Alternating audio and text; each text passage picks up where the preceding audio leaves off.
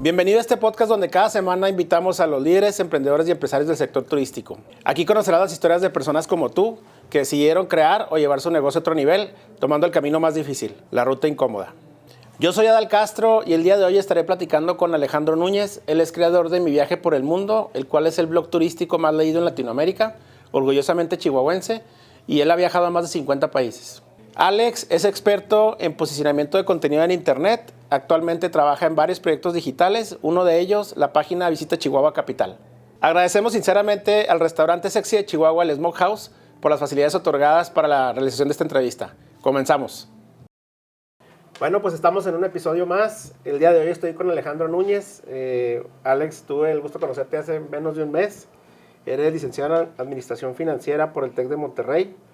En 2012, de manera independiente, desarrollas el proyecto Mi Viaje por el Mundo, con el cual recorriste más de 50 países y llegaste a posicionarlo como el blog de viajes más leído de toda Latinoamérica, lo cual me orgullece porque eres chihuahuense, eres mexicano. Has publicado diversas guías de viaje y libros. El último se llama Finanzas Personales para Viajeros. Ahorita vamos a platicar de eso. Donde pues combinas obviamente tu conocimiento de las finanzas con la experiencia en los viajes, que es también algo, pues sin finanzas no hay viajes, ¿no? Y en 2019 fundas Niche Media, que es una empresa mediante la cual has logrado lanzar y posicionar diversos proyectos digitales. Actualmente distribuyes tu tiempo entre consultoría y capacitación en SEO, vamos a platicar de eso, marketing de contenidos, para varias empresas con presencia internacional, así como el desarrollo de las NFTs, que también quiero platicar de eso, y tecnologías de criptoactivos aplicadas a proyectos culturales y artísticos. Pues bienvenido, Alex, un placer conocerte, y un orgullo que seas pues alguien tan importante en el tema de los blogs de viajes, muy enriquecedor de conocerte, lo que estás haciendo, muy interesante. Y pues bienvenido a La Ruta Incómoda. No, pues muchas gracias por tenerme aquí. Gracias. Aparte, pues gente joven, gente que hace cosas por el turismo, ¿no? La primera pregunta que les hacemos siempre es ¿cómo te describirías como persona? Mis amigos dicen que soy medio hipster, porque justamente como que, o sea, aunque yo no me considero hipster, pero justamente algo que me sucede mucho y lo acabo de ver hace poquito, y dije, no mames, más antes que hipster creo que soy muy curioso. Muy curioso de que como me gusta mucho leer, me gusta mucho cuando el típico de que ves algo y le empiezas a dar clic, y luego te empiezas, no sé, leyendo sobre un tema y terminas como 10 temas diferentes de algo. Sí, soy muy así y me gusta escarbar de saber cómo funciona eso. Entonces, por ejemplo, lo que te decía, porque mis amigos dicen que soy medio hipster, hace muchos años, cuando estaba justamente una de las ideas que primero me surgió es cómo ganar dinero por internet. Y te estoy hablando que esta idea surgió ya por del 2009, 2010. O sea, cuando apenas pues, el internet era otro internet, definitivamente. Y ahí básicamente en ese entonces me topó que ahora es mucho más popular con Tim Ferriss y su primer libro de la semana laboral de 4 horas. Lo acababa de publicar en ese entonces el libro. De hecho, yo tuve que ir a Estados Unidos para conseguirlo en inglés. Y ahí te explica cómo justamente él hizo un negocio online. Entonces, una de las cosas que decía, pues puedes publicar un libro y que tenga cierto mercado, una temática que tenga cierto mercado y lo empieza a vender. Entonces yo me acuerdo y dije, bueno, para ese entonces yo escribía artículos en el periódico, escribía en el diario, me dieron una oportunidad, que esa es otra historia que si quieres ahorita te cuento. ¿El diario de Chihuahua? El diario de Chihuahua. Tuve una sección ahí en el diario como 1 año y medio, 2 años, si no, creo que hasta más. Y eran artículos empresariales. Entonces, hace cuando me tocó Tim Ferriss y dice, pues puedes publicar un producto digital, producto físico, lo que sea, montas una página, pones anuncios y lo vendes. Y todo suena bien bonito. Y dije, pues no manches, pues si yo he escrito un chingo de artículos, pues puedo así, casi que compilarlos y hacer un libro. Entonces me acuerdo que la primera prueba que hice fue un libro que justamente se llamaban 100 ideas de negocio. Y literal eran 100 pequeñas ideas así de negocio. Y justamente ayer me estaba ahí en Instagram y veo una publicación de que Carlos, ¿cómo se llama el barbón? Vendehumo. Sí, Muñoz. Carlos Muñoz. Justamente, el Master Muñoz, justamente, que sacó un libro que se llama 100 ideas de negocio y alguien pone como que screenshots de las ideas que ponía y yo le digo, no mames, pues yo sé que dice exactamente lo mismo, con mejores ideas obviamente, pero dije, pero dice esto lo mismo, pasé en el 2009, 2010 y de hecho por ahí tengo el PDF del libro y lo busqué y no todavía me acuerdo porque una de las ideas que puse era la describe así de que era como que alquiler como de libros, y el ejemplo que ponía dice, ahorita en Estados Unidos hay una empresa que se llama Netflix, y que lo que hace es que rentas películas que te las mandan a casa y luego las devuelves cuando era el modelo inicial de Netflix. Eso fue lo que tú escribiste. Eso es lo que escribí yo. Dije, o sea, este modelo está en Netflix, está en Estados Unidos. Sí, cuando Netflix era Netflix, pero de películas físicas. Ajá. O sea, no era el streaming ni de chiste. Entonces dije, pues se puede replicar ese modelo, pero con libros. Entonces lo estaba viendo y me dije, y entonces le digo a un amigo, ves, güey, pues con razón dices que soy bien hipster, o sea, sí, cosas así, con mucho tiempo antes, como que empiezan a hacer, y así son, o sea, por ejemplo, el tema de mi blog, también, o sea, fui de los primeros bloggers de viaje, al menos en México, que empezó a posicionarse y empezó a escucharse, a hacer ruido, porque pues, siempre cuento la historia de cómo empecé, y yo les digo, pues es que yo cuando les empecé a decir a todo el mundo que voy a dejar mis cosas para irme a viajar, pues era algo inaudito, o sea, era como que, pues, ¿cómo vas a hacer eso? Entonces como que sí traigo ese, pero siempre ha sido porque me gusta estar viendo, leyendo, picando, y siempre soy de, pues lo hacemos total, ¿qué falla? ¿Qué pasa? Entonces creo que, ajá, más o menos creo que por ahí define un poco de quién soy. Órale, muy bien. Y bueno, la segunda pregunta un poquito ligada, ¿a qué te dedicas? ¿Qué es lo que haces tú en una semana normal de trabajo? ¿Cómo distribuyes tu tiempo? Esa está más complicada, creo, porque siempre es muy diferente todo. Bueno, inicialmente, o sea, yo inicié con el proyecto de mi viaje por el mundo. Y si te soy sincero, yo cuando lo inicié, realmente como que viene de esta idea de que yo desde hace mucho tiempo, yo siempre decía, bueno, ¿cómo gano dinero por internet? Y más que por internet, realmente lo que yo quería, y algo que hasta la fecha, pues creo que una de las motivaciones más grandes que tuve para hacerlo, y va a sonar bien tonto, pero es una motivación muy grande para mí, es ¿qué tengo que hacer para no levantarme temprano? Literal, o sea, siempre que cuando yo estaba viviendo en Ciudad de México, que iba a la oficina y que así iba caminando con uno, así como, pero por pereza, por huevón, porque ahorita no, o sea, estas de las mañanas y yo no somos amigos para nada. Sí puedo trabajar a altas horas de la noche, 2, 3 de la mañana sin problema, pero así a las 7, 8, 9 de la mañana la sufro. Entonces yo me acuerdo que siempre que caminaba o que iba de mi trabajo a la oficina, perdón, de mi casa a la oficina, o que veía gente así que en el parque tomándose un cafecito, cosas así en la terracita a las 9 y yo, pues, típico godín ahí con su laptop caminando a la oficina y digo, ¿y estos güeyes qué harán? Entonces como que de ahí dije, ¿qué tengo que hacer para justamente no tener que levantarme temprano? Y ahí fue cuando empecé como que a investigar el tema de, bueno, pues ganar dinero por internet suena rentable cuando nadie lo estaba haciendo en ese entonces. Y de ahí dije, pues cuando las ideas además de esto se combinó con la idea de que me quiero ir a viajar. O sea, prácticamente era de me quiero ir a viajar. Entonces digo, bueno, ¿cómo gano dinero? ¿Y cómo me voy a viajar? Y fue cuando tuve la idea, pues, justamente replicando modelos que yo veía en Estados Unidos, de crear el blog de viajes, que apenas estaban surgiendo lo que eran blogs de viajes. Y cuando yo digo blog, es realmente el sentido de blog, de escribir contenido. Porque ahora cualquiera empieza así un Instagram, una cuenta de TikTok, de YouTuber, y se hacen llamar bloggers. Pero el mío no, o sea, si el mío sí es blog en el sentido de escribo artículos de 1000, 1500, 2000 palabras sobre los viajes que hago, los destinos que estoy. Entonces, básicamente en mi semana, parte de eso es mantener el blog, ya sea actualizando los artículos que ya están obsoletos, de destinos, pero sobre todo ahora con la pandemia hubo muchos cambios. O sea, muchos hoteles que antes había recomendado ya no están. Restaurantes, hubo muchos cambios de precios, ahora con tema de la inflación ha subido un montón de precios en todos lados, entonces como que tengo que mantener un poco actualizado el blog, esa es una. Más todos los proyectos que me siguen saliendo de forma alterna, porque durante la pandemia, pues básicamente, industria de los viajes se murió, así, valió madres. Entonces así en mi afán de, bueno, ¿y ahora qué hago? ¿Ahora de qué como? Empecé otros proyectitos, entonces por ejemplo otro proyecto era un blog pero enfocado en el tequila. Platícanos un poquito cómo inicia todo, o sea, en qué momento decides el tema la historia que platicas de ser un godín, como le llamamos ahora, a ponerte ya a poner tu propia empresa, tus propios proyectos y trabajar por tu cuenta, digamos. Fíjate, eso, la verdad es que siempre me considero una persona bastante movida, bastante trabajadora, o sea, de hecho, he trabajado desde que tenía como 14 años, 15 años. Uno de los primeros trabajos que tuve fue ir a vender cursos de computación así de puerta en puerta a las afueras de la ciudad. O sea, así de que llegas a una casa así que no tienen casi que ni agua, pero dices, señora, pues un curso de computación para mejorar, no sé qué. O sea, sí me tocó. Trabajé de mesero, trabajé de paletero también, vendiendo paletas, nieves, de todo. Entonces como que siempre he tenido esa chispita de emprendedora de que pues nunca he tenido el miedo a, pues ahora vamos a chingarle, hay que trabajar.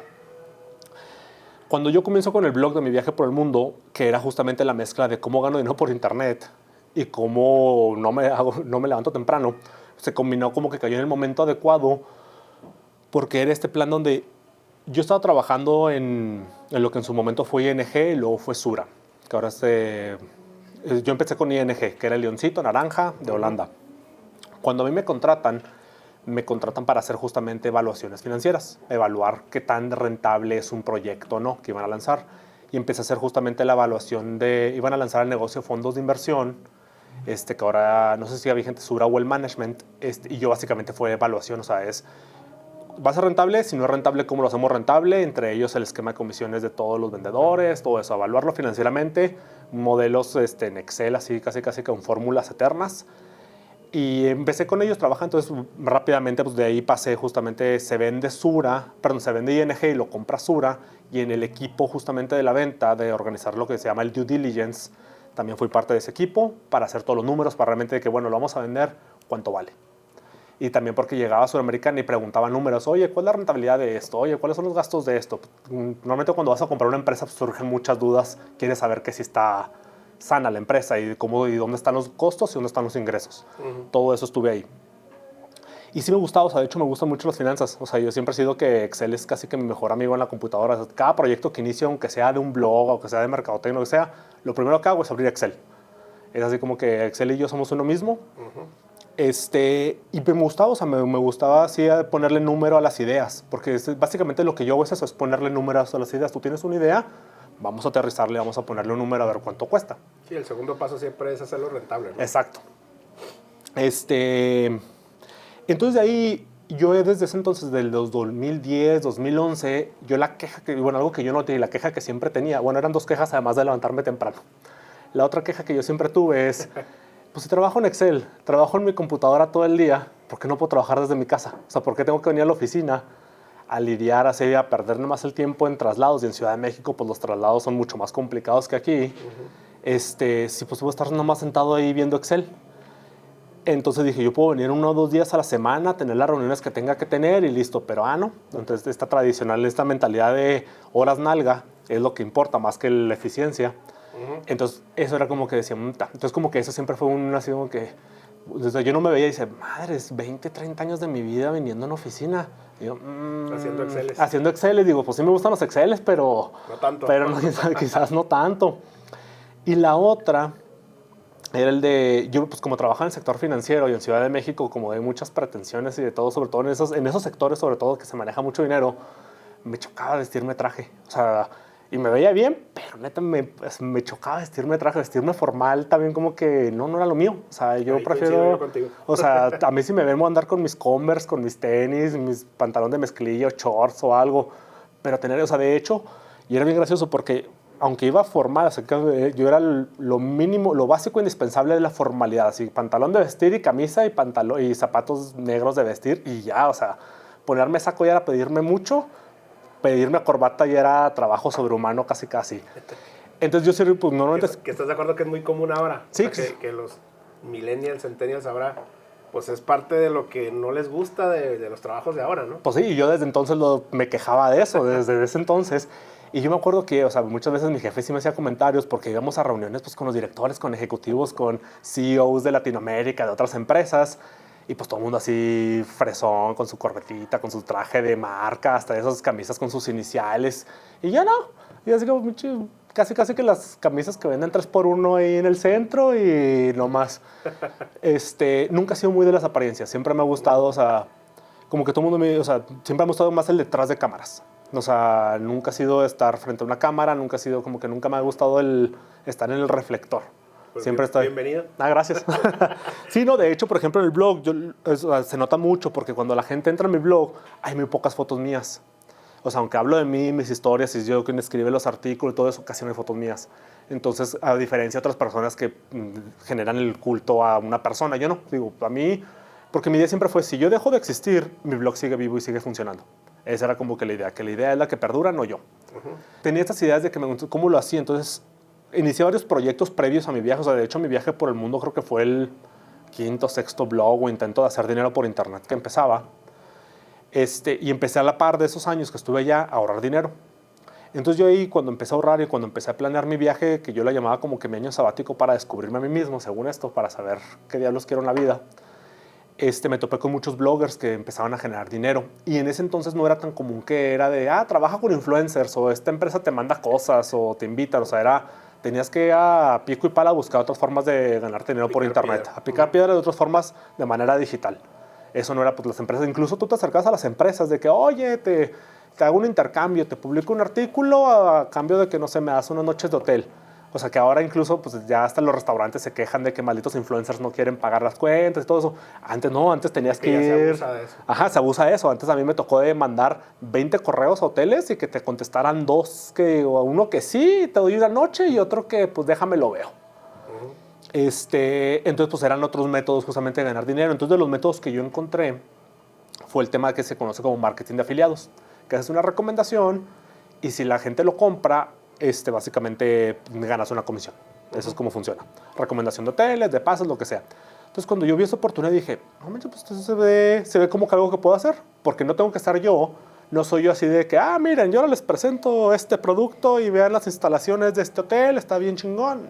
No, básicamente me quedé aquí, está barato, está bueno, las instalaciones están bien, el precio está decente, se lo recomiendo, aquí está el link para hacer la reserva. Y si esta es la reserva, yo gano una comisión. Era un modelo más que me gustaba más. Entonces como que vi la oportunidad y dije, creo que esto me gusta. Creo que esto es como que por donde lo quiero girar. Que puede trabajar los 365 días del año ya una vez que tú lo subiste, ¿no? Sí, no totalmente. De que tú estés como dices. Sí, no depende que estoy... exponenciar. Y no solo eso, o sea, algo que también yo veía muy limitado. O sea, es un pros y contras de los negocios por internet, así los llamo, sobre todo de los blogs. Uno de los pros es que tienes una audiencia limitada, o sea, porque ya no te limitas a la audiencia de que tú pones un local. De hecho, hay una teoría que dice, cuando tú pones un local físico, tu mercado son 2 kilómetros a la redonda, básicamente. Ese es como que el mercado que tú vas a tener. Y cuando tienes un blog, básicamente, pues no hay un mercado de 2 kilómetros a la redonda. O sea, es todas las personas que te hablan tu idioma, ese es tu mercado, básicamente. Oye, y una pregunta, ¿siempre estos contenidos que has hecho siempre han sido en español o si has hecho también versiones en inglés? Sí, he hecho, no, siempre han sido en español, ya te digo, y justamente es a donde iba. Ok. Haz de cuenta que pues, tengo esto de que la idea de que o sea, la audiencia se te amplía muchísimo exponencialmente, pero a la vez también la competencia. Porque ya no solo vas a competir con los negocios que están a 2 kilómetros a tu redonda, vas a competir con todos los otros negocios que hablan tu mismo idioma. Entonces mi competencia eran todos los otros blogs de viajes que existían. Y sí, yo siempre he dicho que, por ejemplo, en novedades, en temas, en tendencias digitales, de negocios, de todo, Estados Unidos y México tienen una diferencia como de 5 años. Mínimo. O sea, las tendencias que ahorita vemos en Estados Unidos que están pegando a negocios van a llegar y van a pegar a México en 5 años. Y lo vi con uno de los primeros libros que publiqué, que fue en Kindle. La gente no sabía que era Kindle. O sea, de hecho, tuve que escribir un artículo de cómo comprar libros en Kindle. Porque neta no sabían, o sea, neta no... PayPal, o sea, era de lo más medio conocido. O sea, ahorita pues todo el mundo dice, sí, pago con PayPal, no hay pedo. En ese entonces la gente tenía, o sea, pues hasta la fecha, si ahorita tienen miedo de comprar internet, aunque la pandemia ya como que normalizó mucho eso. No, antes olvídate, o sea, eso de poner tus datos en una tarjeta por internet va a terminar con un impensable. Entonces PayPal era como que lo más seguro. Bueno, tuve que escribir otro artículo de cómo crear tu cuenta de PayPal y cómo ligar tu tarjeta de crédito para poder vender. O sea, era como que todos esos pasos previos de educar a la gente. Sí. Entonces yo cuando veía, decía, bueno, si me abro al inglés, pues la competencia, o sea, si los bloggers gringos me dicen, quítate que ahí te voy, tienen muchas más tendencias, están mucho más avanzados, la audiencia está mucho más familiarizada. Entonces, sí, o sea, a lo mejor es el típico caso de prefieres ser un pez grande en un estanque pequeño o un pez pequeño en un estanque grande. Entonces digo, pues sí, sé que a lo mejor sí escribo en inglés, que aunque sí hablo, o sea, sí lo domino, pero nunca, o sea, en tema escrito nunca me he sentido muy cómodo escribiéndolo. O sea, sí tengo, y sobre todo cuando vas a competir con gente nativa. Entonces digo, si lo voy a poner en inglés, tengo que contratar a alguien que lo doble o al menos que medite muy bien lo que estoy escribiendo, porque si no voy a terminar diciendo puras sandeces que no hacen ningún tipo de sentido. Entonces decidí mejor, dije, no, prefiero ser pez grande en estanque pequeño. Digo, si voy a hacer, o sea, tengo que ser el más chingón de México. Para empezar por ahí, empezando por ahí. Sí. Que digo, no fue muy difícil porque no había muchos. O sea, había como 2 o 3 bloggers en español que eran mi competencia. Bueno, en México, mexicanos. Los españoles están un poquito más avanzados que el resto de Latinoamérica. Entonces puedo decir, pues mi competencia eran como que los españoles. Y eso era, decidí mejor enfocarme en el idioma. Dije, pues aunque tome un poco más de tiempo, aunque tarde más, pues ni pedo. Pero pues es mejor me enfoco en algo que puedo dominar. Okay. ¿Y estás de acuerdo que el internet siempre ha estado muy ligado al turismo? Ah, no, sí, muchísimo. Es así. Siempre han ido de la mano, ¿no? Sí, sí, sí, no. Y muchas de las herramientas que primero nacen, o sea, creo que el turista las primeras herramientas que usa es por los viajes. O sea, y lo noto muchísimo. Yo me acuerdo uno de los primeros viajes que hice hace muchos, muchos años antes de empezar con el blog. Fue a Disney, fue a California, un road trip. Y me acuerdo, pues Google Maps no existía, o sea, y eso entonces era literal de que nos metíamos a imprimir los mapas. Era buscar, y ni siquiera era Google Maps, era una de esos, tipo antes había como el Encarta, pero de mapas, como guía roja, pero en CDs. Entonces era de que llévate la app y llévate con unas pintas, así que la app tenía lectores de CDs y métele ahí, busca el mapa y si puedes, o imprímelo y si tienes correcciones ahí estás, casi, no sé si te acuerdas que antes cuando salió el Game Boy era de que de noche ibas jugando el Game Boy con las luces así de los postes, nomás de que, ay, es una lucecita, ahí estoy jugando, ay, otra lucecita, ahí estoy jugando, pues porque no tenía luz. Así era acá con la computadora, estás viendo el mapa de que alúmbrale con la luz que puedas para ver la calle, porque pues si no, no la haces. Y sí, me acuerdo cuando salió Google Maps, era, no manches, pues, es una maravilla. O sea, todo este tipo de cosas. Las traducciones, no sé si han usado Google Translator que te traduce las imágenes, o sea, era de pasarle así de que literal yo llegaba, pues todavía muchas veces de que llego así pues preguntando casi que enseñas y gestos qué es lo que quieres en un restaurante. Ya no manches, ya lo dices y te lo dicen en voz alta o nomás le pones la imagen y ya puedes ver el menú en tu idioma, cosas así. Entonces sí hay muchas tendencias de aplicaciones que van con los viajes, reservas de hoteles. O sea, yo me acuerdo mucho que antes, y a lo mejor la gente lo hace, pero así yo recuerdo si tenía esta rutina, es llegar a destino nuevo, llegar a lo primero que hacías a la oficina de turismo, a pedir un mapa y pedir indicaciones y pedir para dónde irte, porque no había otra forma de conseguir mapas ni nada. Era básicamente, o ponerte de acuerdo con el hotel que te dijeras indicaciones para llegar del aeropuerto, o de la central de camiones, o de trenes al hotel, a ver cómo lo hacías. Y como yo empecé a viajar, como que tiene muchas etapas. De chiquito era típico, como soy hijo único de madre soltera, y mi mamá siempre trabajó, entonces cuando salíamos de vacaciones, como mi mamá no tenía tiempo, era básicamente que era el paquete que tenía la agencia. Era así de que, órale, a la playa, paquete Mazatlán, vámonos. Y mi mamá no tenía ni idea, yo nomás llegaba a pagar el paquete y vámonos. Entonces, nunca conocía, o sea, pues conocí los resorts de Mazatlán, de Cancún, de todos esos, pero más allá la verdad es que pues, nunca fue el típico viaje de llegar a la ciudad y salte a explorar. O sea, era siempre tours y todo eso.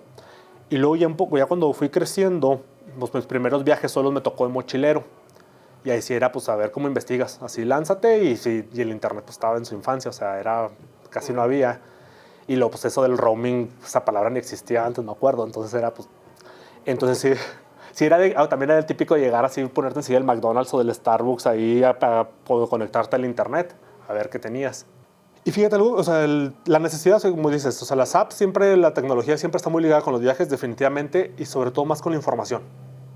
O sea, siempre queremos como que estar informados de qué hacer, a dónde ir, como que tenemos esa necesidad de siempre querer saber información sobre el destino donde estamos. Y curiosamente, mucha gente dice, pues los blogs van a desaparecer ahora con los videos. Y digo, no, al contrario, o sea, es información que siempre va a estar ahí. Y yo lo noto mucho, por ejemplo, lo primero que me decía es, el mexicano no lee, o las personas que están planeando un viaje no leen. Y digo, no, al contrario, son los que más leen.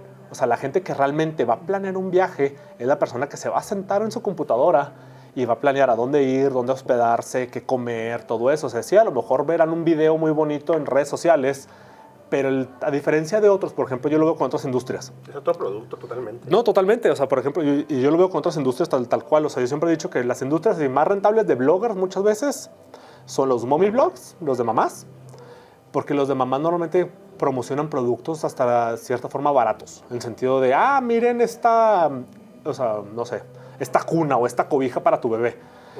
Entonces, hasta cierta forma son baratos, pero la audiencia a quien se lo enseñan pues es una audiencia que, sí, le compro lo que sea a mi hijo. O sea, lo mejor, lo que necesite, no hay pedo, lo pago, así, lo suelto a la lana, inmediatamente.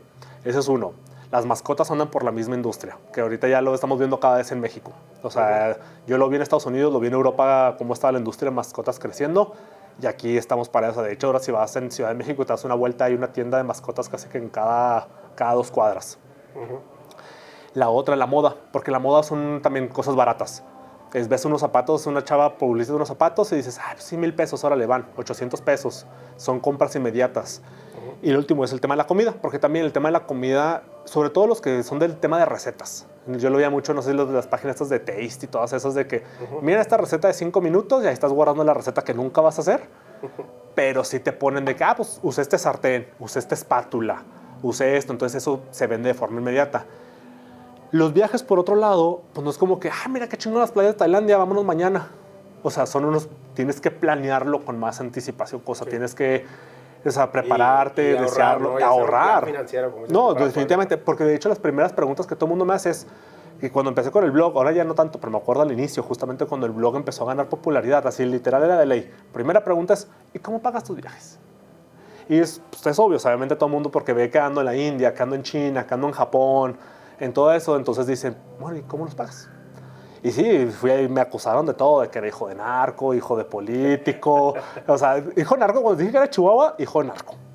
O hijo de político, hijo de todo, o sea, así de todas las acusaciones, porque, y hasta la fecha, o sea, aunque ya está más formalizado el trabajo online, a mucha gente le cuesta un poco de trabajo entender cómo gano dinero. Sobre todo porque a diferencia de otros, como digo, otros bloggers, por ejemplo, o influencers, que parecen escaparates andando. O sea, abres así video que suben, video de promocionando un producto que se ve a legos, que es publicidad.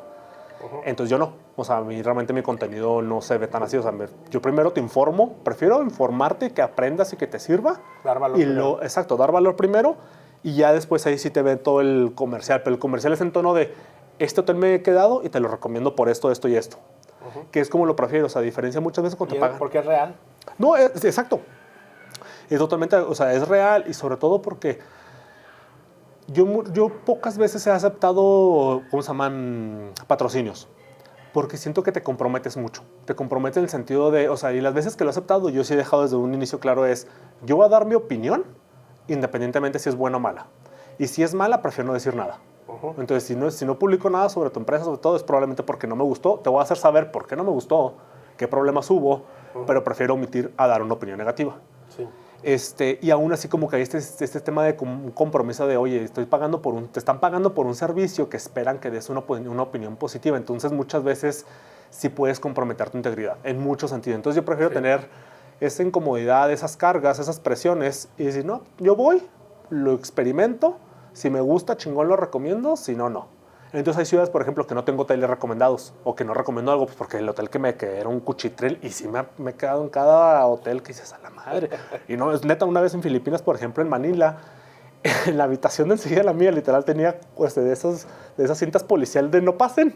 Así, y era de esas literalmente de película, así literalmente de esas que entras y que está el foquito parpadeando, y luego una chava de esas cariñosas así en la puerta, y luego la puerta de la cinta policial, y luego las cucarachas, y dices, ¿qué hago aquí?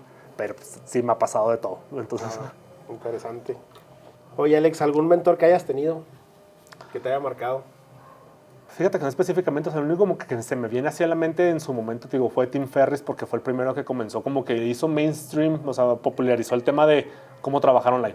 O sea, de cómo trabajar 4 horas a la semana era su argumento. Pero no lo conozco. O sea, jamás he cruzado palabra con él.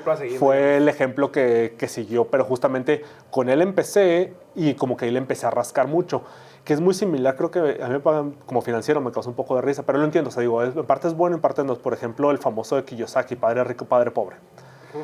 Personalmente, esos libros, desde un punto de vista financiero, no te enseñan ni madres, es más, ni sirven. Pero, son más de creatividad.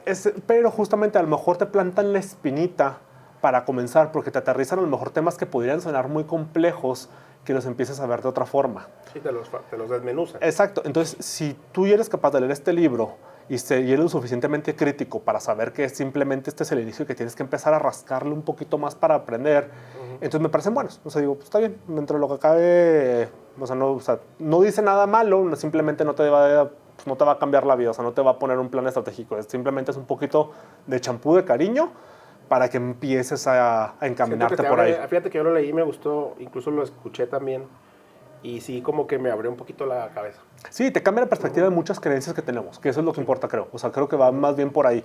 O sea, porque al final no dice otra cosa más que, pues estos son los activos. Activos es algo que te pone dinero en tu bolsillo, pasivos es algo que te quita dinero. Y con ejemplos muy burdos, muy sencillos, muy simples. Sencillo, muy básicos. Exacto. Entonces, para mucha gente, para hacerlo popular, pues es algo que dices, es un buen ejemplo para comenzar. De cualquier persona. Pero este güey dista mucho de ser el genio financiero. O sea, de hecho, creo que se declaró en bancarrota, su negocio y todo. O sea, así que digas que predique con el ejemplo, lo dudo mucho. Igual, pues el Máster Muñoz igual, anda por las mismas, o sea, entonces como que siempre he dicho, intento sacar lo mejor de todos.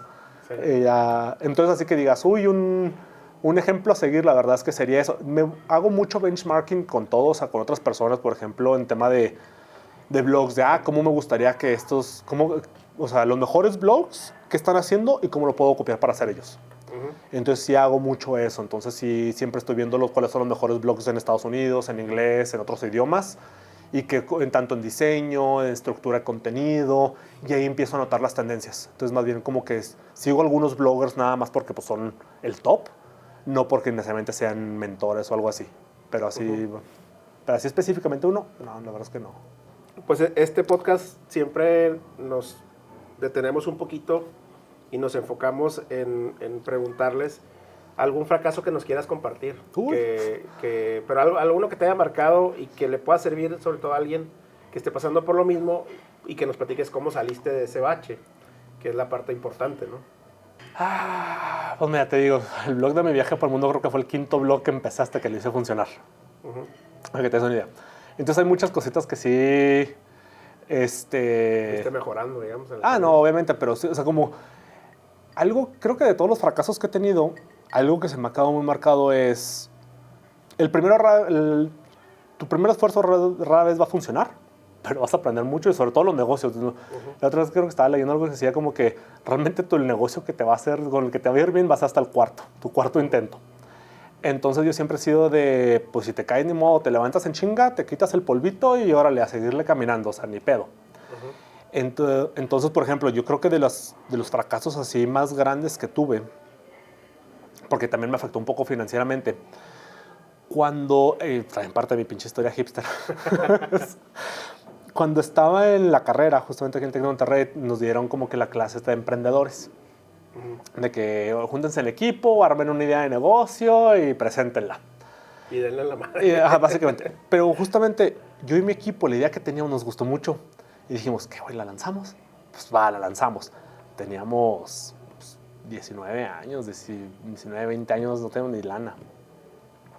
Y la idea era esta. Haz de cuenta que literalmente la idea se llamaba A tu casa. Y la idea era un Uber Eats versión 2000, haz de cuenta. Lo que hicimos justamente fue contratar... Nosotros compramos las motocicletas. Compramos 5 motocicletas, contratamos repartidores. Entonces, literalmente era de que todos los negocios de restaurantes de aquí de Chihuahua que querían, o sea, que no tenían servicio a domicilio, pero pues que les interesaba, nosotros nos acercábamos, trabajábamos con ellos. Pero la diferencia de Uber Eats, haz de cuenta que le hacíamos como que un convenio y experimentamos diferentes modelos para cobrarles, de cómo cobrar. Una vez un porcentaje del ticket, otra era como que una cuota al cliente, o sea, hubo de todo. Vamos a experimentar con todo. ¿Y sí lo llevan a cabo? Sí, claro. O sea, nos gustó mucho que dijimos sí, conseguimos afortunadamente la familia de uno de los socios pues está bastante bien acomodada, que ahí nos le pudo inyectar un poco de dinero. Dices que hasta compraron motos. Sí, pues compramos, le inyectamos, pues sí compramos 5 motos, me acuerdo. Órale. Rentamos nuestro localito, estamos ahí en la Plaza Sicomoro, donde está el 5 Panes. Lo que todavía está creo ahí, enfrente ahí hay unos localitos, ahí estábamos, en esa esquinita. De hecho, el 5 Panes fue nuestro cliente un rato. Cuando comenzaba el Come Camila, fue nuestro primer cliente. También el Come Camila en ese entonces vendía, no sé si seguro todavía, pero en ese entonces era de nuestros clientes número 1 en reparto a domicilio. El Come Camila, el Di Merlo. También el señor Merlo, que nos apoyó muchísimo, estuvo ahí. Pero haz de cuenta que como nosotros, como pues el internet, digo que apenas salía el primer iPhone. O sea, apenas así. El primer iPhone surgió junto con nosotros en esta empresa casi. Y te digo porque pues esta persona que era como nuestra socia, pues lo tuvo, así como que pues dale. Pero haz de cuenta que nosotros lo que tuvimos que hacer es, pedíamos los menús y los digitalizamos, hacemos como que un menú chiquito, así como que un cuadernito, que le pegamos un imán atrás para que se pegara en el refri así. Obviamente llegó un punto donde el menú estaba tan gordito pues que ya no, el imán ya no pegaba. Pero aún así en el menú pues tenía ahí como que en cada hoja el menú del restaurante. Y cómo funcionábamos era, tú nos hablas, pones el pedido a mi oficina. Teníamos una recepcionista que tomaba los pedidos, pones el pedido y nosotros le hablábamos al restaurante y le decíamos, ¿en cuánto lo tienes? No, pues cállale como en 15 minutos. Y luego ya más o menos le tanteábamos y mandábamos al repartidor. Pues porque no había internet, o sea, no había forma de comunicarnos. O sea, porque dijimos, pues, sí pedimos, teníamos incluso la iniciativa, pedimos que nos desarrollaran un sistema. Y contratamos ahí unos chavos que de ahí del TEC que están estudiando sistemas para que nos desarrollaran el sistema de la computadora para registrar los pedidos, pero como, por ejemplo, muy pocos restaurantes tenían computadora en la caja y muy pocos, muchos menos de esos que tenían internet, pues no había forma de conectarlo y mandarles el pedido a los restaurantes. Entonces, literalmente teníamos que hablarle, así, oye, y luego poder cobrar con dinero, o sea, eran pues, tarjetas o tarjetas, eran ni madre, y a veces era un pedo porque los repartidores de, uy, ya no traigo cambio, y me tardé más porque tuve que ir a buscar cambio al Oxxo. Fue un desmadre con eso. Pero digo, era Uber Eats versión hipster. Operativamente hablando no funcionó porque era muy complicado. Fíjate, es que justamente ahí o sea, no nos funcionó porque Uber logró resolver el pedo que nos mató a nosotros, que es el tener empleados, básicamente.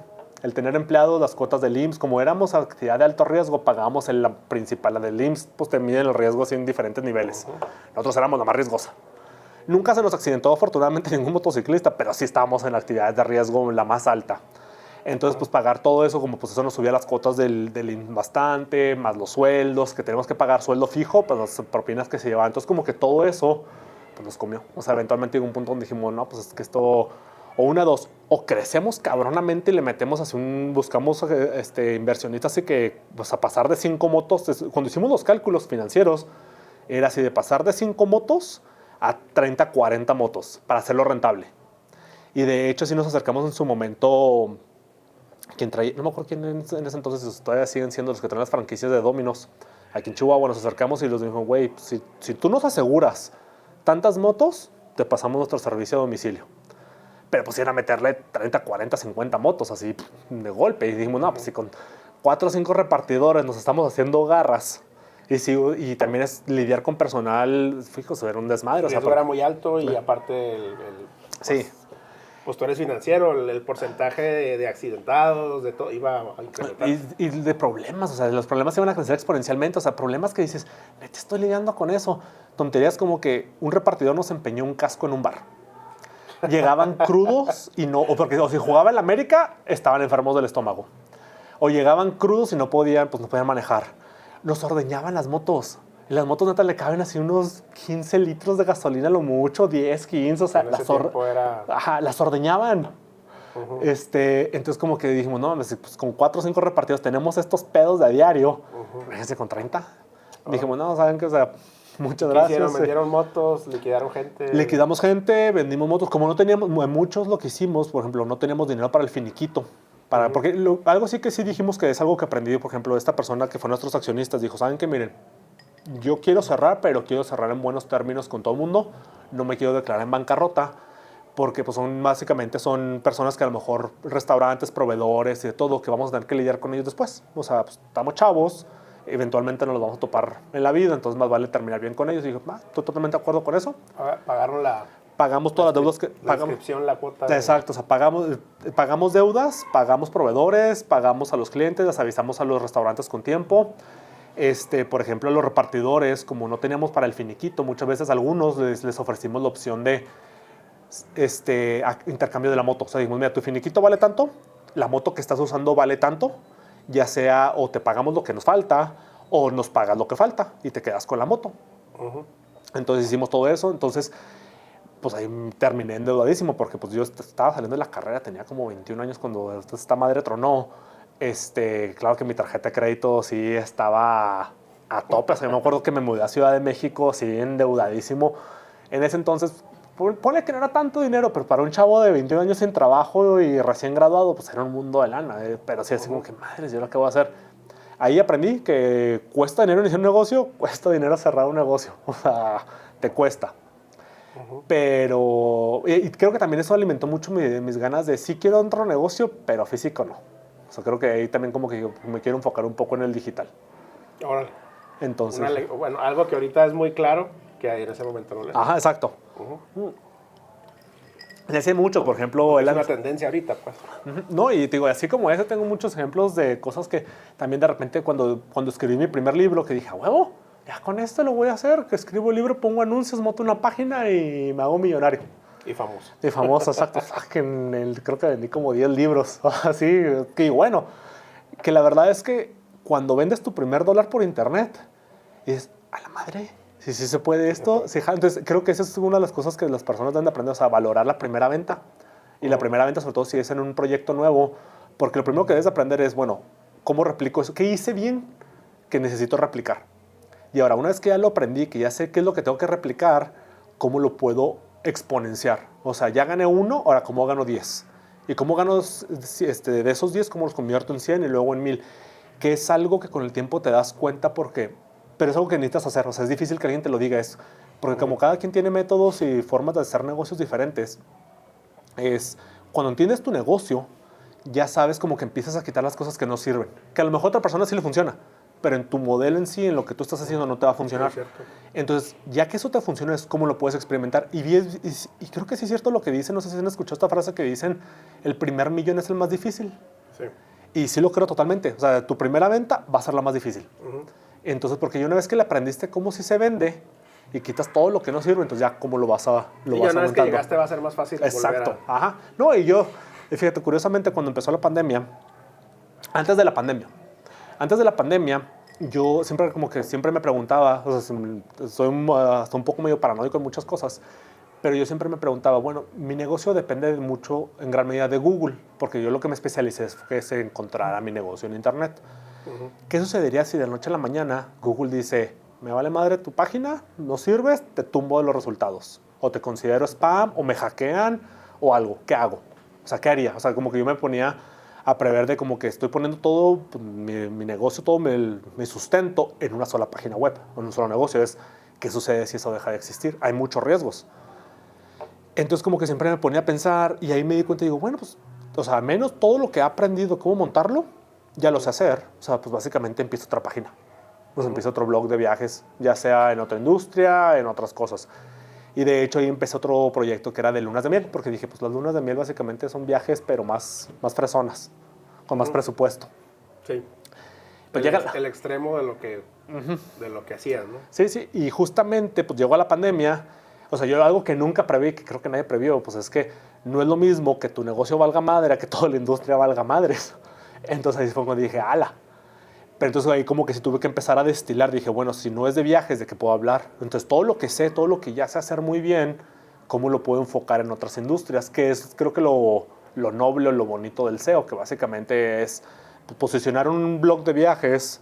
Te puedo posicionar un blog de mascotas, de mamás, de diseño de interiores, del tema que sea. Es la misma gata pero revolcada básicamente. Sí. ¿Cuál consideras que es como el pilar o el valor más importante en lo que tú haces? Como el valor más importante de todo lo que haces. El valor más de todo lo que hago creo que la honestidad. La honestidad. Porque haz de cuenta que cuando entiendes cómo funciona el internet, o sea, si la gente se diera cuenta realmente de la manipulación que hay, de lo fácil, más bien, de lo fácil que es manipular. Cuando ahora a lo mejor estamos un poquito más familiarizados con el tema de las fake news, con todo eso, como que ya estamos hasta sensibilizados y creemos que no vamos a caer en eso, pero no, la verdad es que todo el mundo es... De hecho, haz de cuenta que dentro de los podcasts que escucho soy muy fanático de los temas de crímenes, de cultos, de sectas y de cosas así. Entonces me llama la atención o sea, pues de todos los así, lo que sucedió en los 70s, en los 60s y todo ese tipo de cosas.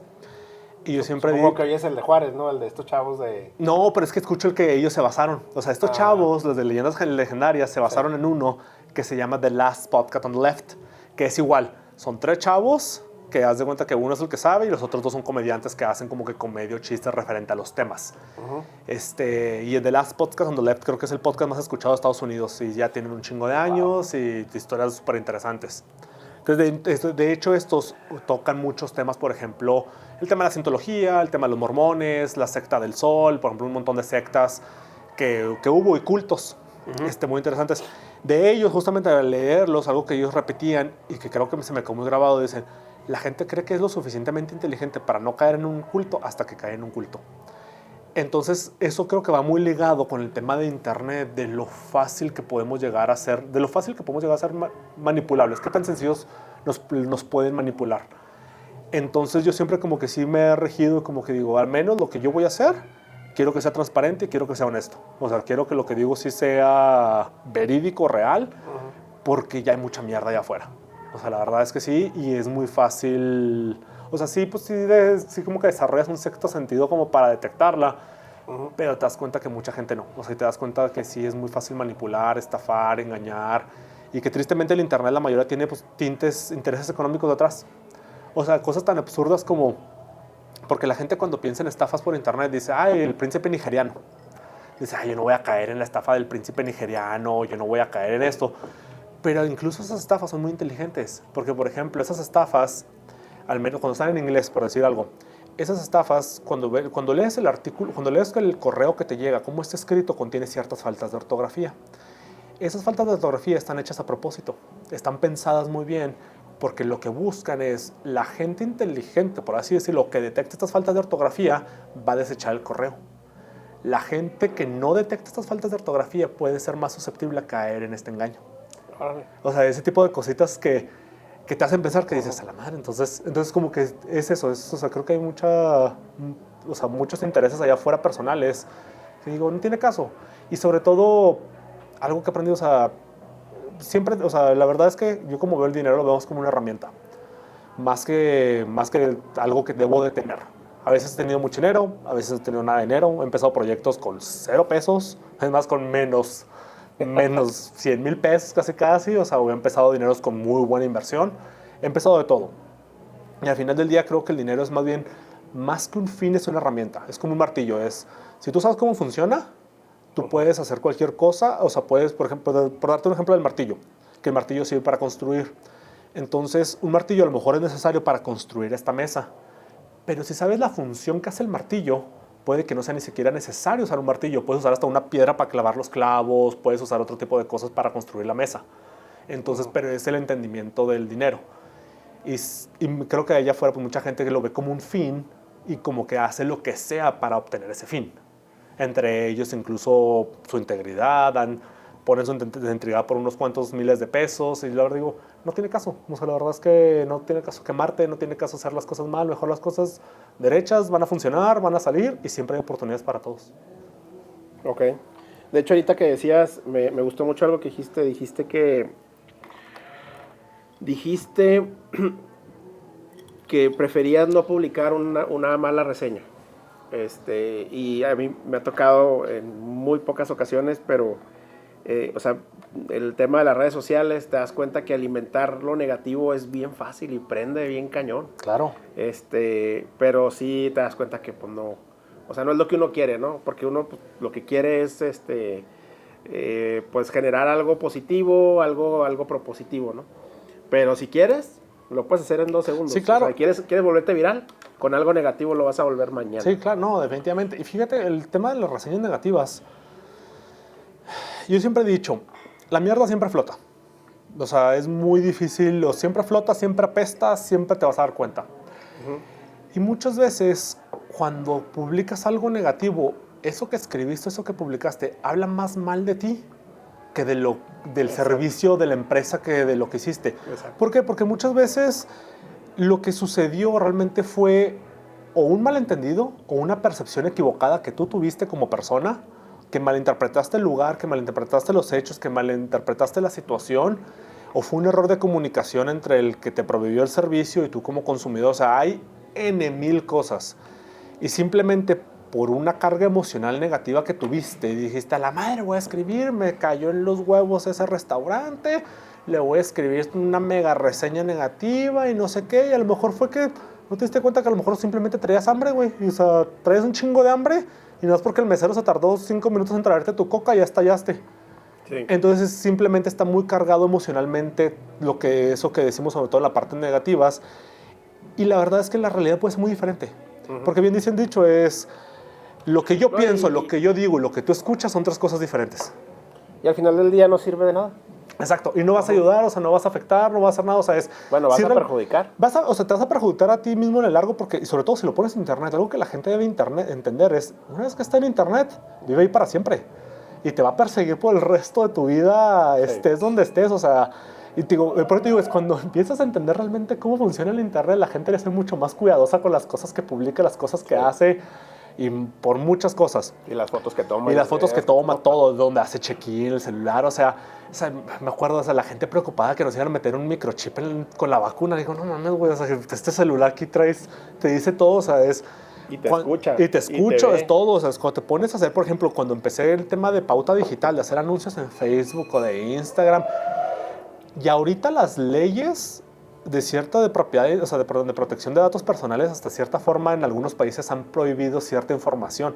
Pero antes, no, o sea, podrías saber lo que sé segmentar muy cabrón todo. O sea, pues de hecho, si les interesa, está el documental de Cambridge Analytica, creo que Netflix, que habla justamente eso de la manipulación mediática, de cómo puedes influir en las elecciones simplemente con la información que tienes disponible en Internet. Oye, Alex, ¿y si tuvieras que empezar mañana de cero, cómo empezarías? Mañana no tuvieras blog, no tuvieras absolutamente nada, ¿qué harías? ¿Cuál sería el primer paso? Depende de muchas cosas, porque, por ejemplo, algo que de mi negocio, que es así algo muy diferente cuando trabajo con clientes o que me toca dar alguna consultoría, algún proyecto, es mi modelo de negocio, por así decirlo, que es el tema de posicionamiento en buscadores, el tema de contenido, es un negocio muy noble, que sí, como tú dices, o sea, una vez que lo creas va a vivir ahí mucho tiempo, pero para que lo encuentren o para que se posicione va a tardar mucho tiempo. Entonces yo todo el trabajo que hago hoy, yo voy a ver sus frutos dentro de 6 meses o un año. O sea, si yo publico un artículo hoy, no voy a ver que sea rentable, no voy a que genere nada hasta dentro de 6 meses. Entonces creo que es otra de las cosas que he aprendido de todo esto es a ser paciente. O sea, darme cuenta que todo toma tiempo, incluso hasta nacer un bebé toma 9 meses. Entonces como que si me dices, bueno, vas a empezar desde cero, digo, bueno, ¿en qué situación estoy? O sea, yo no tengo miedo de, si necesito lana el mismo, ni pedo, me va a conseguir chamba en lo que haya disponible, o sea, lo que sea, no tengo miedo de ensuciarme las manos. Ya lo he hecho, o sea, no es algo nuevo, o sea, si tengo que volver a trabajar de mesero, trabajo de mesero, si tengo que volver a pico y pala, lo que sea en la obra, lo hago sin pedos, o sea, ya lo he hecho, si hay necesidad, se hace. Okay. Entonces, si tuviera que empezar, pues sería eso, depende de la circunstancia en la que esté. O sea, necesito inmediatamente, tengo un colchoncito ahí para empezar a lo mejor otro proyectito, necesito tengo unos meses, ya sea, si es en el corto plazo, pues ni pedo, pulir mi currículum y empezar a tocar puertas. Si es inmediato, pues ni pedo, ¿qué me da dinero ahorita? Cargar, descargar camiones, pues, vámonos, a chingarle. Tengo más tiempo, pues a empezar otro proyecto. Muy bien, muy aterrizada tu respuesta. 3 habilidades no negociables para un emprendedor. Pues creo que la honestidad, la verdad. O sea, creo que sí. Parte de la honestidad, fíjate. Contigo y con los demás, ¿no? Exacto. O sea, y sobre todo, por ejemplo, el tema de la honestidad también va mucho más... Honestidad y transparencia. Y luego esto implica, por ejemplo, si vas a tener socios. Cuando he tenido proyectos con socios, afortunadamente, con todos los socios que he trabajado, han sido amigos y son amistades que aún conservo porque siempre hemos sido muy honestos, muy transparentes en todo, sobre todo cuando hay tema de dinero, todo eso. Y siempre poner todo como que por escrito y sobre las cartas sobre la mesa en el sentido de...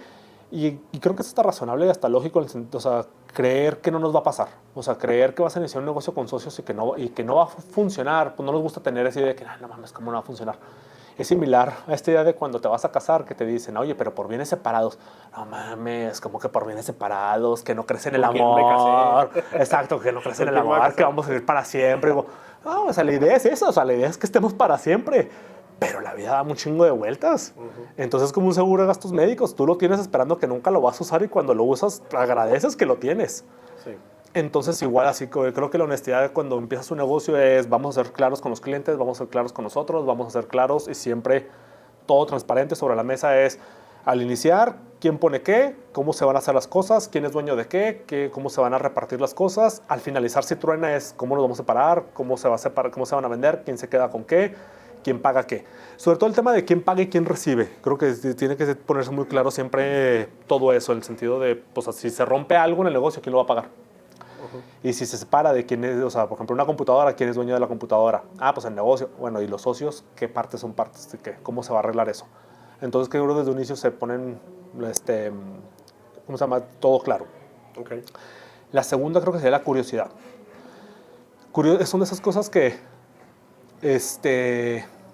no sé, es controversial hasta que lo diga yo, porque a veces he dado muchas consultorías, pero hasta cierto punto como que estoy un poco en contra de los consultores en algunas cosas.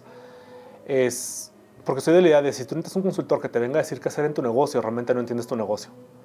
Entonces creo que la curiosidad es lo que te permite experimentar y explorar más oportunidades en tu negocio de, oye, pues vamos a intentar eso. Y es cierto, a lo mejor muchas cosas no van a funcionar de esas que hagas, pero otras van a funcionar muy bien. Entonces puedes empezar a hacer cambios siempre, estar dispuesto, tener esa curiosidad y esa hambre de hacer pequeños cambios ligeros que te permitan experimentar siempre, estar innovando, estar metiendo cosas nuevas, que no necesitas radicalizar y remodelar todo el local. O sea, puede ser cosas muy pequeñitas que dices, mira, eso ojalá bien, eso sí me gustó, eso no me gustó. Entonces creo que eso te da oportunidad de crecer, de crear nuevas ideas. Entonces, y por eso digo a veces, pues, en tema de consultores, en pocas ocasiones creo que son necesarios, pero normalmente creo que uno como emprendedor debe tener esta capacidad siempre de ser curioso y de estar dispuesto a intentarlo. Okay. Y la última, más que necesidad, creo que es algo que las personas en general en la vida creo que deben de aprender a entender, todo es pasajero. O sea, las cosas malas y las cosas buenas que estamos viviendo ahorita van a pasar. Todo. O sea, todo es pasajero. O sea, el éxito que estás teniendo ahorita no va a ser el éxito que vas a tener para siempre. Los problemas que estás teniendo ahorita no son los problemas que vas a tener para siempre. Entonces, a lo mejor ahorita tu negocio está arriba y ahora está nada. O sea, aquí lo vemos el ejemplo claro. Por ejemplo, yo me acuerdo, yo cuando fui mesero, era cuando Applebee's era el restaurante de moda de Chihuahua. Y era de que se decía, y yo lo vi, o sea, era el Applebee's que más vendía, creo que toda Latinoamérica, cosas así que vendía pues, a lo pendejo cada día. Pero ya no, o sea, la última vez que fui al Applebee's, no me acuerdo en hace cuánto, fueron varios años. Entonces, como que es. Ahora se llama Applebee's. Ahora se llama Chili's.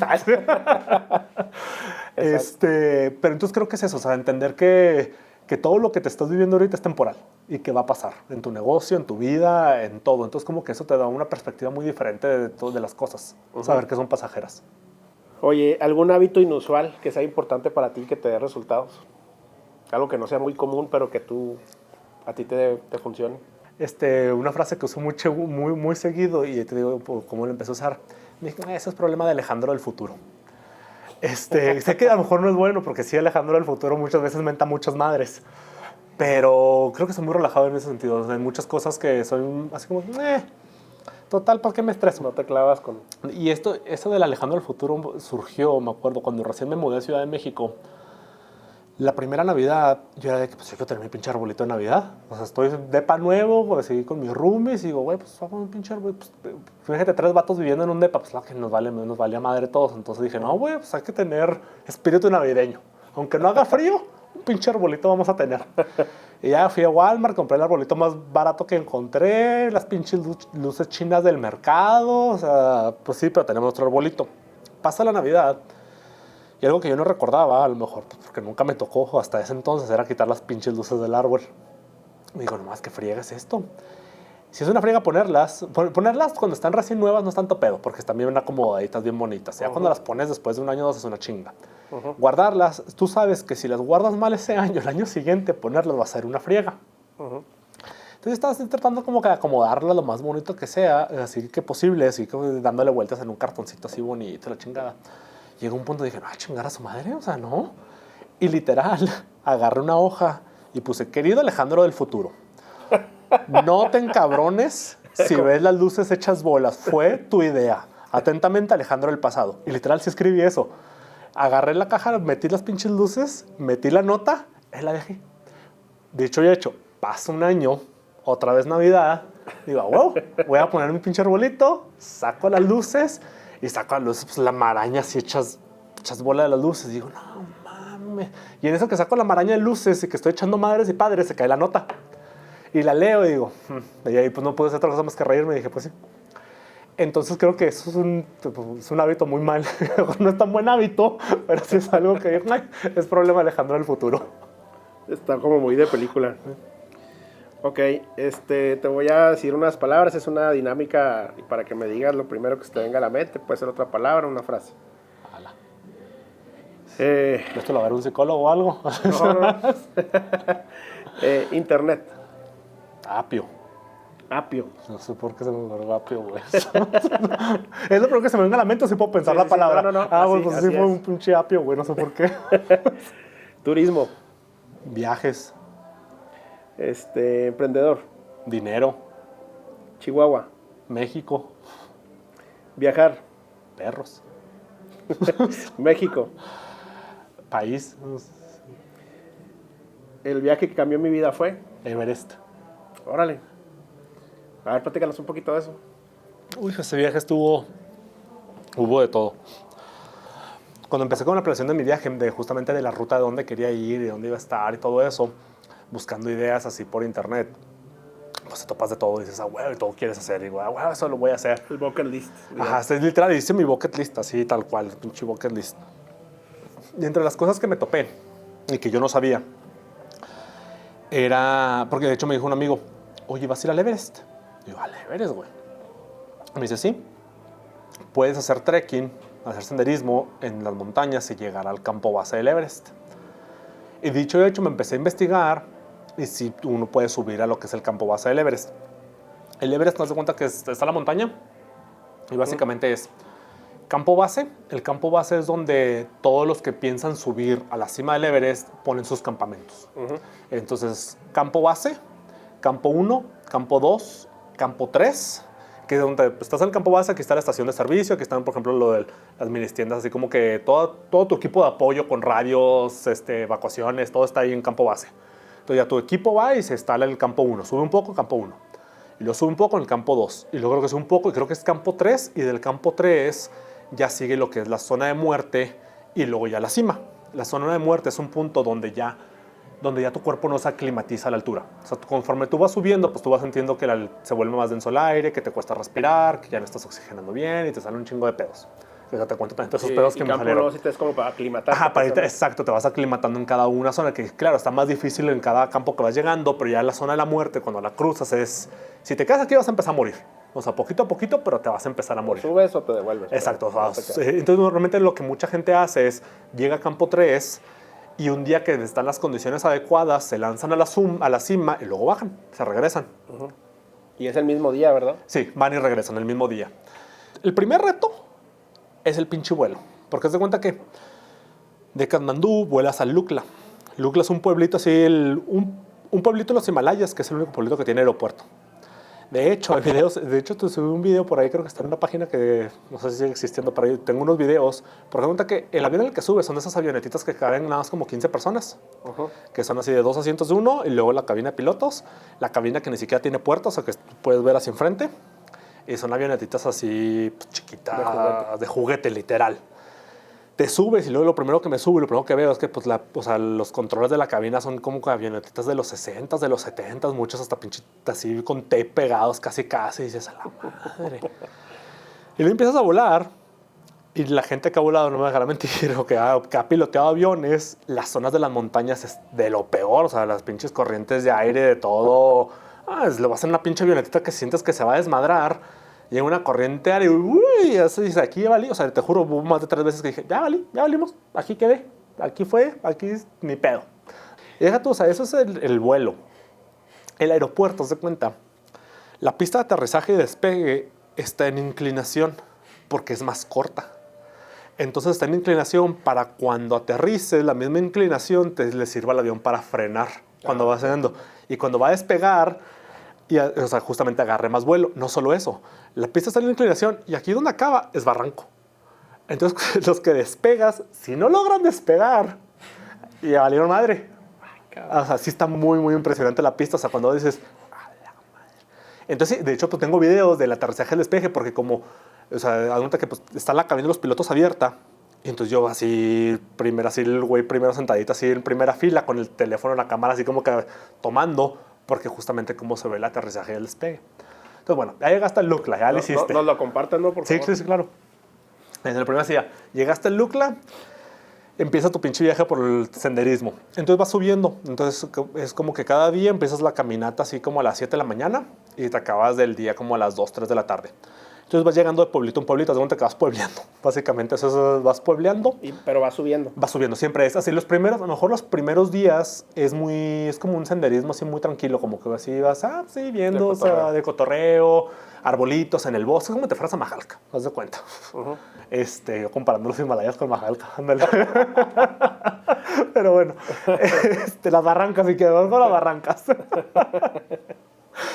Pero pues así vas como que subiendo de pueblito en pueblito.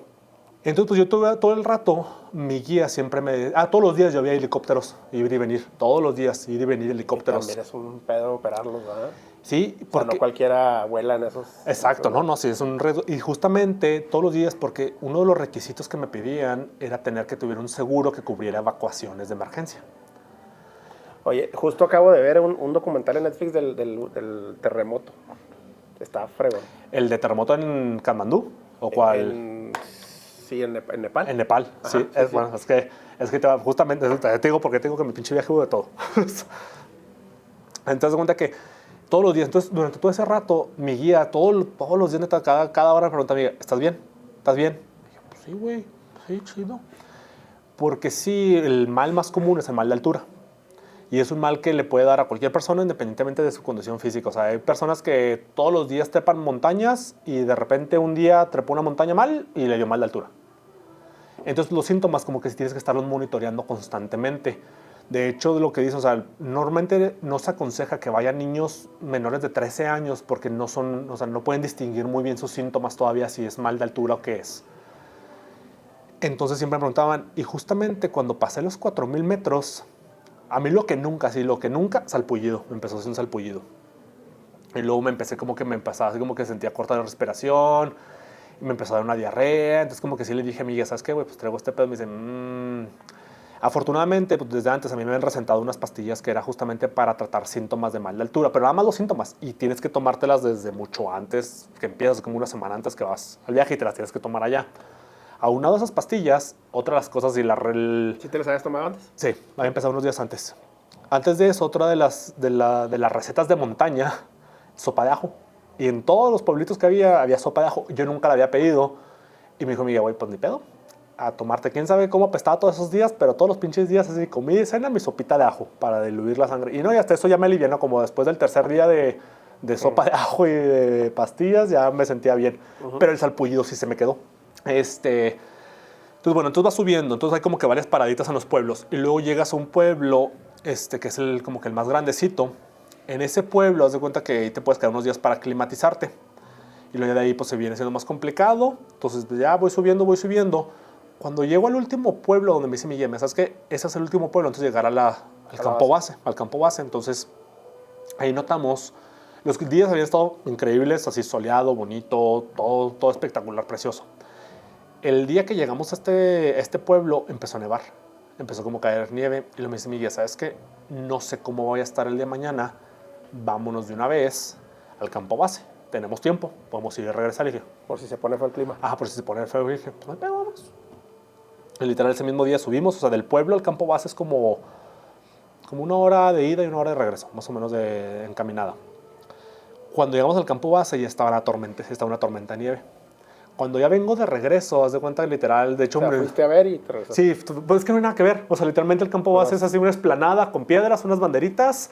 Y no hay campamentos porque la temporada que yo fui no era temporada de subir a la cima. Y yo fui la temporada. Entonces nomás la gente va, llega, se toma fotos.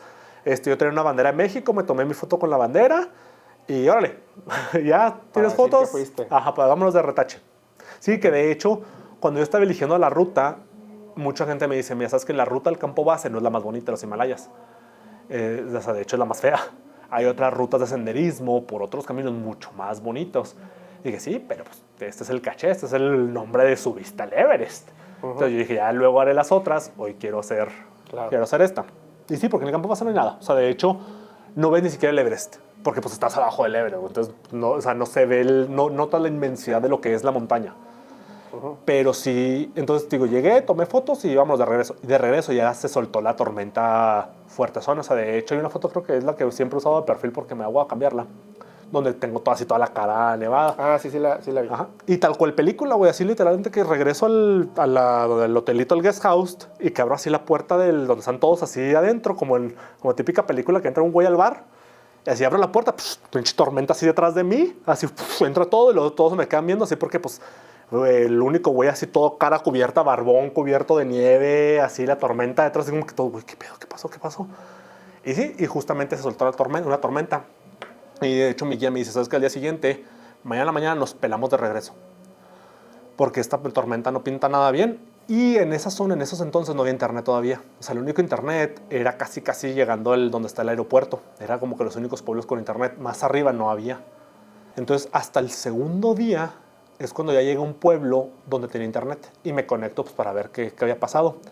Y veo en las noticias que se desató una tormenta muy cabrón en los Himalayas. En el 2014, la tormenta en los Himalayas había atrapado creo que a 60 personas en ese entonces. Creo que sí hubo varios desaparecidos y fallecieron, no me acuerdo cuántos, creo que fallecieron como 5 o 6 personas.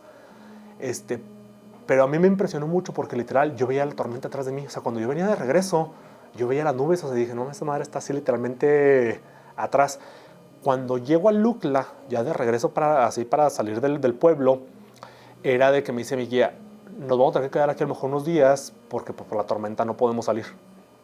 Entonces me dice, estate atento, porque puede que te diga, vámonos ya, y en ese momento es cuando se abren unas ciertas ventanas donde pueden salir los aviones.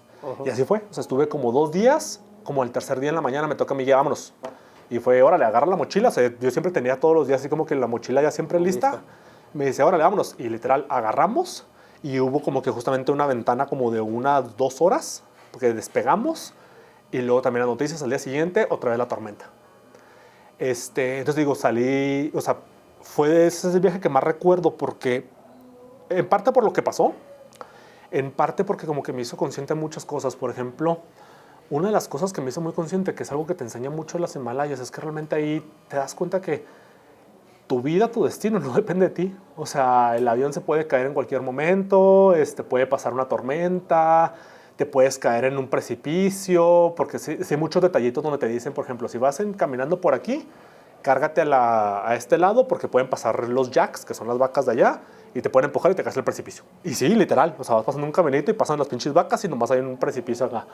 Entonces como que ves la fragilidad de lo que tienes en la vida y de lo que no está en tu control. Muchas cosas literalmente es como que no hay pedo, güey, pues es que no tengo nada en mi control, lo voy a disfrutar esto, porque sí, los paisajes son impresionantes. Este viaje, o sea, algo también que aprendí mucho es, he visto muchos paisajes, he visto muchas obras arquitectónicas, he visto así hechas por el hombre, el Taj Mahal, he visto así un montón de que dices maravillas del mundo, que todo el mundo les llama, pero cuando ves los Himalayas y ves el Everest, dices, no hay forma, o sea, nada se compara con esto, nada, no hay punto de comparación ni siquiera. Entonces como que empiezas a valorar mucho, o sea, más el tema de la naturaleza, de ver todo eso. O sea, después del Everest, curiosamente, me fui a Tailandia a aprender a bucear, que esa es otra historia también. O sea, el buceo son de esas cosas que si a todo mundo se lo recomiendo, o sea, háganlo. O sea, te cambia el mundo que hay debajo del agua, es increíble. Es otro mundo literal. Entonces, pero parte de eso, como que el Everest lo recuerdo muy bien. Y el ver el Everest así ahí a lo lejos, sí te causa una imponencia. Porque, sobre todo eso, vas caminando entre las montañas. Y pues he hecho senderismo aquí en las barrancas del Cobre y he bajado a las barrancas, pero las montañas de los Himalayas no tiene comparación. O sea, te sientes insignificante, te sientes nada. Así es, justamente decir, estás a la merced de lo que quieran las montañas. Bueno, ya cerramos con lo que nos quieras compartir. Ufale, pues tengo muchas cosas. No, básicamente pues los que escuchen siempre las recomendaciones que doy es salgan a viajar, salgan a conocer, salgan aunque sea al patio de su casa, salgan. O sea, porque mucha gente cree que viajar o es caro, realmente no, o sea, viajar o sea, sí puede ser muy caro, pero también puede ser muy barato. O sea, puede ser y hay muchas formas de viajar. O sea, depende nomás qué tan flexible eres, qué tan cómodo te quieres estar. Pero una vez que estás allá afuera, te das cuenta que incluso es más barato estar viajando que estar gastando en tu propia ciudad. Entonces Eso no me lo esperaba. Sí, no, la verdad sí, es que o sea, muchas veces el presupuesto es muy, o sea, cuando yo que estuve viajando por un montón de lados, te das cuenta que ya aprendes justamente a cómo estirar el presupuesto y te das cuenta que es mucho más barato de lo que es. Entonces, pero es eso, no lo sabes hasta que no lo haces. O sea, muchas de estas cosas son de las cosas que yo te puedo contar todo, pero hasta que tú no decides si hacerlo, eso dices, no, sí, tienes razón. Entonces eso háganlo, experimenten, salgan a viajar. Si lo suyo es emprender, porque también he aprendido que no todo el mundo tiene el chip emprendedor. O sea, hay otras personas que también valoro mucho. O sea, yo les digo godines, pero realmente es que también es muy cómodo tener un trabajo fijo donde se acaba tu hora de salida y ya no te preocupas. Tienes tu chequecito mensual, quincenal, mensual, tus vacaciones fijas, a todísima madre. La verdad es que a veces también lo extraño. Entonces también sé que la vida emprendedora no es para todos, pero pues también, o sea, si tienen la espinita de hacer algo, háganlo y todo va a ser pasajero. O sea, una vez a lo mejor les va a jalar el negocio, a lo mejor no les va a jalar, a lo mejor ahorita están felices, a lo mejor tristes. Por eso mejor salgan a viajar, a donde sea. Eso es lo que quiero decir. Pues muy agradecido. No, de nada. Y perdón, te interrumpí. No, te digo, pues, para encontrarme pues, está la página web, miviajeporelmundo.com, está Instagram, casi no lo uso, o sea, aunque tengo la cuenta y hay unas fotos, la verdad es que es muy poco lo que lo uso, pero pues está igual, Mi Viaje por el Mundo, todo está en Mi Viaje por el Mundo, vas a cuenta, así básicamente es donde me encuentra. Pues muy agradecido, Alex, y estamos en contacto y a ver si hacemos una edición especial. Sí, claro que sí. Vivencias de viajes, porque sí, tienes mucho que contar. No, claro. Realmente esperamos que esta plática te haya sido útil. Si te gustó, regálanos un like, suscríbete al canal y nos vemos en la próxima.